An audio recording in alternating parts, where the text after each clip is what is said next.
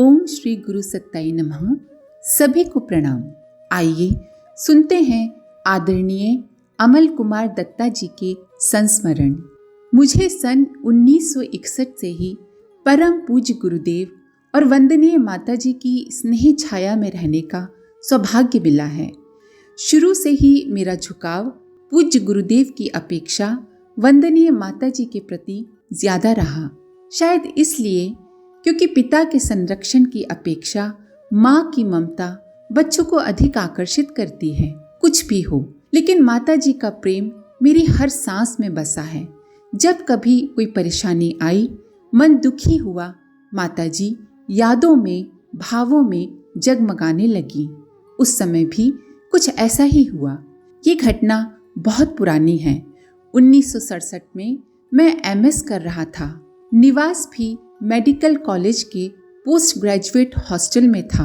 मैं इस हॉस्टल के कमरा नंबर 16 में अकेला रहता था। एक दिन अपने कमरे में बड़े ही दुखी मन से बैठा था। पैसे का अभाव था। पैर के मोजे फट गए थे। टूटी फूटी साइकिल से 3-4 मील दूर उर्सला अस्पताल जाना पड़ता था। पढ़ाई में अलग कठिनाई थी, क्योंकि उस समय डॉक्टर सिन्हा के अधीन MS करना बहुत कठिन माना जाता था। हम लोग कुल 5 विद्यार्थी थे, जिसमें एक मद्रास विश्वविद्यालय का गोल्ड मेडलिस्ट, एक कलकत्ता यूनिवर्सिटी का टॉपर, एक लखनऊ विश्वविद्यालय का मेधावी छात्र, एक और विद्यार्थी था जो 4 साल से फेल हो रहा था, और 5वां मैं था जिसके लिए MS की पढ़ाई बहुत कठिन थी। मैं इसी सोच विचार में डूबा माताजी को याद कर रहा था, पुकार रहा था, माँ मदद करिए। तभी किसी ने दरवाजा खटखटाया। दरवाजा खोलकर देखा, एक लड़का खड़ा था। वो बोला, मैं MBBS के पहले साल में पढ़ रहा हूँ। कानपुर के सूटरगंज मोहल्ले में मेरे माता पिता हैं। वहीं पास में आपके छोटे भाई के ससुर रहते हैं। उन्होंने आपसे मिलने को कहा था। आप पुरानी साइकिल पर उर्सला जाते हैं, आप मेरी नई साइकिल ले लीजिए। कई बार मना करने के बाद भी वो अपनी नई साइकिल मुझे दे गया। जब मैं जूते पहनने गया तो देखा एक नया नायलॉन का मोजा जूते के पास रखा है। अभी तक उसका रैपर भी नहीं खोला गया था। कमरे में मैं अकेला था। समझ में नहीं आया कि वहां ये मोजा किसने पहुंचाया। शाम को एक और लड़के से मुलाकात हुई। उसने स्वयं अपना परिचय दिया। मेरा नाम RC रेलन है। अपना MS पूरा करने के बाद मैं यहाँ इसी कॉलेज में ही काम करता हूँ। मुझे बॉस ने तुम्हारे MS की तैयारी के लिए भेजा है। उस व्यक्ति ने मेरी बहुत मदद की। परीक्षा में केवल 2 ही लड़के पास हुए, जिसमें से एक मैं था। मथुरा पहुंचने पर मैं वंदनीय माता जी से मिला और पूरी घटना सुनाकर मैंने उनसे पूछा, आपको क्या सबके कष्ट मालूम होते हैं? उनका जवाब था, अपने बच्चों का ख्याल तो रखना ही पड़ता है ना। मथुरा की बात है। डॉक्टर प्रणव जी और शैल जी का विवाह हो रहा था। गायत्री तपोभूमि में उल्लास था। सभी तरफ चहल पहल थी। दूर दूर से आए कार्यकर्ता परस्पर मिलने और बात करने में व्यस्त थे, और कार्यकर्ताओं के बच्चे मिलकर धमा चौकड़ी में मस्त थे। परम पूज्य गुरुदेव ने मुझे और कुछ अन्य लोगों को बुलाया और बोले, बच्चों का ध्यान रखना, वे छत पर न खेलें। मैंने सुन लिया, हामी भर दी, किंतु ज्यादा ध्यान नहीं दिया। बच्चों को सामान्य सा निर्देश देकर हम लोग अपनी बातचीत तथा अन्य गतिविधियों में व्यस्त हो गए। पर बच्चे तो बच्चे ठहरे। खेलते खेलते धमा चौकड़ी करते कब छत पर पहुंच गए कुछ पता ही नहीं चला। मेरी छोटी बहन भारती, प्रणव जी का चचेरा भाई और ढेर सारे बच्चे थे। छत में छुआ छुआ का खेल खेलते हुए मेरी बहन भारती बच्चों को छूने के लिए छत के इस कोने से उस कोने पर भाग रही थी। प्रणव जी का भाई अपने को बचाने के लिए मुंडेर पर जा खड़ा हुआ। संतुलन बिगड़ा और धड़ाम से नीचे जा गिरा। जब सारी घटना घट गई, तब पूज्यवर की चेतावनी और निर्देश का अर्थ समझ में आया, पर तब तक बहुत देर हो चुकी थी। अफरा तफरी मच गई। डॉक्टर प्रणव के चाचा जी और 8-10 भाई मिलकर बच्चे को मथुरा के अस्पताल ले गए। इधर विवाह का कार्यक्रम चल रहा था, उधर अस्पताल में बच्चा जीवन मौत से जूझ रहा था। उसकी रीढ़ की हड्डी अनेक स्थानों से टूट चुकी थी। सांस रुक रुक कर चल रही थी। डॉक्टर्स कह रहे थे कि किसी भी क्षण मृत्यु हो सकती है। बच्चे के मरने पर शादी का कार्यक्रम स्थगित होना सुनिश्चित था। अतः अस्पताल में भेजे गए कार्यकर्ता वहां से लगातार फोन कर रहे थे, समाचार भेज रहे थे कि विवाह शीघ्र संपन्न करा दिया जाए। पर किसी की हिम्मत नहीं हो रही थी कि यह समाचार गुरुजी तक पहुंचाएं। जैसे तैसे मैंने हिम्मत जुटाई और गुरुजी के पास जाकर उन्हें बताया कि डॉक्टर क्या कह रहे हैं। गुरुदेव ने मुझसे कहा, तू चिंता मत कर, बच्चे की मृत्यु आज नहीं, कल नहीं, परसों होगी, बारात के जाने के बाद। पर सुन, तू मोटरसाइकिल ले और अस्पताल चला जा और वहीं पर रह। और फिर ठीक वैसा ही हुआ। बारात के जाने के बाद उस बालक ने शांतिपूर्वक अंतिम सांस ली। इतने समय तक बच्चे का इस तरह से जीवित बने रहना डॉक्टरों के लिए भी चमत्कार का विषय था। मैं अमेरिका से मिले स्थायी ग्रीन कार्ड नागरिकता को छोड़कर पूज्यवर के बुलाने पर शांति कुंज आ गया था। एक दिन रात में 7 बजे ऊपर से गुरुजी का बुलावा आया। ये समय पूज्यवर के शयन विश्राम का होता था, अतः समझ में आ गया कि कोई विशेष बात है। भागा भागा गुरुजी के पास पहुंचा। उन्होंने मुझे टेलीग्राम दिखलाया। उसमें लिखा था, माँ बहुत बीमार है, तुरंत पहुंचो। मैं घबराया। पूज्यवर बोले, अमल, चिंता की बात नहीं है, वे गिर पड़ी हैं, हल्की चोट है, पर वो थोड़े में घबरा जाती हैं। मैंने पूछा, तो फिर मैं नहीं जाता? गुरुजी बोले, वैसे तो मैं सोच रहा था कि कल तुझे प्रणव के साथ बाहर भेजूं, पर ऐसा कर तू अपने घर चला जा। मैंने कहा, घर नहीं जाके आप जैसा चाहते हैं मैं डॉक्टर प्रणव के साथ चला जाता हूँ। पर गुरुजी बोले, नहीं बेटा, तू घर जा, माँ की संतुष्टि महत्वपूर्ण है। पूज्यवर के निर्देश अनुसार मैं घर चला गया। देखा सचमुच माँ गिर गई थी। हल्की सी खरोच थी, पर सब कुछ सामान्य था। 2-4 दिन रुककर मैं हरिद्वार वापस आ गया। इस घटना के 6-8 महीने बाद फिर से बहन का उसी प्रकार का टेलीग्राम आया और पहले की तरह पूज्यवर ने मुझे बुलवाया। मैंने कहा, लगता है पहले की तरह इस बार भी कुछ नहीं है, माँ को वहम हो गया।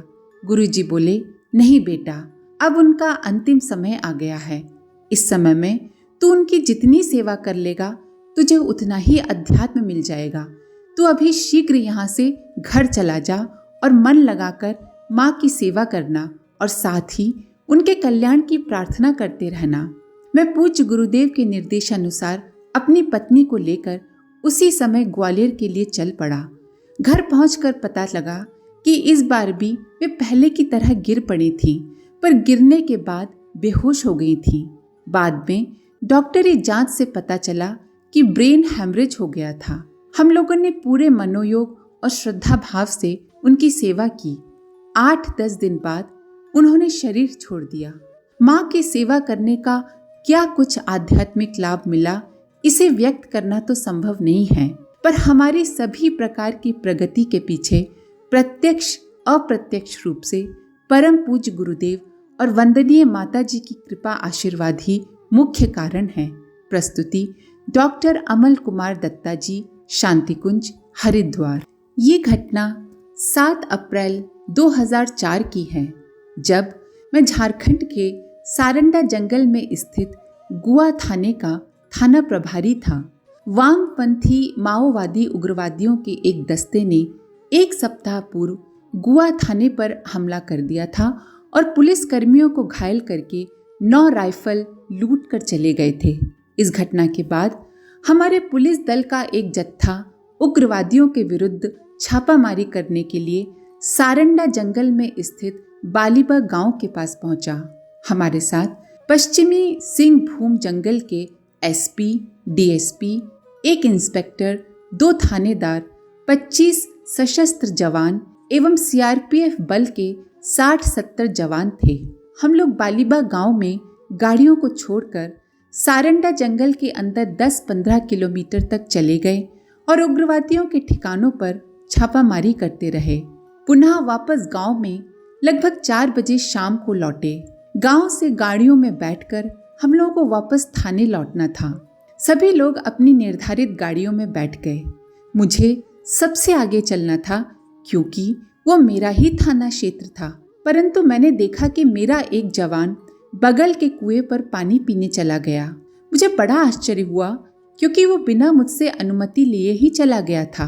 मैंने उसे जल्दी पानी पीकर गाड़ी में बैठने के लिए आवाज लगाई, लेकिन वो मेरी बातों को अनसुना कर पानी पीता रहा और हाथ मुंह धोने लगा। देरी होने की संभावना थी, अतः मैंने एसपी साहब से 2 मिनट रुकने का निवेदन किया, परंतु उन्होंने अपनी गाड़ी आगे बढ़ा ली और मुझे पीछे आने को कहा। थोड़ी देर बाद वो जवान आकर गाड़ी में बैठ गया। मैंने उसे डांटा, लेकिन वो कुछ नहीं बोला। एसपी साहब के पीछे 3 और गाड़ियां आगे बढ़ चुकी थीं। मेरी गाड़ी का स्थान अब पहले नंबर की बजाय चौथा नंबर हो गया था और हमारे पीछे सीआरपीएफ के जवानों की 7-8 गाड़ियां थीं। जब हम लोग 5-7 किलोमीटर आगे जंगल में घुमावदार मोड़ पर पहुंचे तो अचानक उग्रवादियों द्वारा बिछाई गई बारूदी सुरंग में विस्फोट होना शुरू हो गया। पहले नंबर पर चल रही एसपी साहब की जिप्सी बाल बाल बच गई, परंतु उनके पीछे की 2 जीपों में भयंकर विस्फोट हुआ और दोनों जीपें 10-15 फीट हवा में उछल गईं। उस पर बैठे सारे जवान मारे गए। इसके बाद मेरी जीप में ब्लास्ट हुआ, लेकिन मैं तथा मेरे जवान कुछ ही पल पहले जीप से कूद चुके थे। इसके बाद अचानक खाई की तरफ से उग्रवादियों के द्वारा अंधाधुंध गोलियां चलाई जाने लगी। मैंने भी अपने जवानों को मोर्चा लेकर फायरिंग करने का आदेश दे दिया था। साथ ही अपने वायरलेस हैंडसेट से एसपी साहब से संपर्क किया। उन्होंने भी मोर्चा लेकर फायरिंग करने की बात बताई। मैंने सीआरपीएफ के कमांडर को भी डट कर मुकाबला करने को कहा। इसी बीच मेरे बगल में मोर्चा लेकर फायरिंग कर रहे जवान ने मुझे सूचित किया कि उसकी राइफल खराब हो गई है और फायरिंग नहीं हो रही है। मैंने अपनी पिस्टल से उग्रवादियों की दिशा में फायर करते हुए पीछे हटने में ही भलाई समझी। मेरे पीछे उक्त जवान के अलावा और कोई जवान नहीं था। जैसे ही हम दोनों करीब 50 मीटर ऊपर पहाड़ी पर घुटनों के सहारे चलकर एक बड़े एवं मोटे पेड़ की ओट में छिपते हुए पहुंचे और हमने पीछे पलटकर देखा तो पाया कि अचानक 10-15 उग्रवादी आए और उन्होंने हमारे घायल जवानों एवं आसपास के पेड़ों की आड़ में छिपकर फायर कर रहे जवानों के ऊपर गोलियां बरसाकर एवं ग्रेनेड फेंककर लगभग 10-15 जवानों को मौत की घाट उतार दिया और उनके हथियार एवं गोलियों को लेकर नीचे भागने लगे। मैंने पुनः एसपी साहब से संपर्क करना चाहा, परंतु संपर्क नहीं हो सका। इसी प्रयास में बगल के किरूबुरु थाने के वायरलेस पर संपर्क हो पाया और वहां से डीएसपी साहब के नेतृत्व में एक टुकड़ी पुलिस बल हमारी सहायता के लिए पहुंची। तब तक अंधेरा होने लगा था और उग्रवादी अंधेरे का लाभ उठाकर भागने में सफल रहे। इस घटना में 4 उग्रवादी मारे गए थे, लेकिन पुलिस के कुल 30 जवान शहीद हो गए थे और घटना में एसपी साहब के हाथ में भी गोली लग गई थी। ये घटना उग्रवाद प्रभावित झारखंड, बिहार, पश्चिम बंगाल, उड़ीसा एवं छत्तीसगढ़ राज्यों के अंतर्गत घटी उस समय की सबसे बड़ी घटना थी। इस घटना में 3 बातें गौर करने लायक हैं। घटना नंबर 1, मैं थाना प्रभारी होने के नाते आगे आगे चलने वाला था।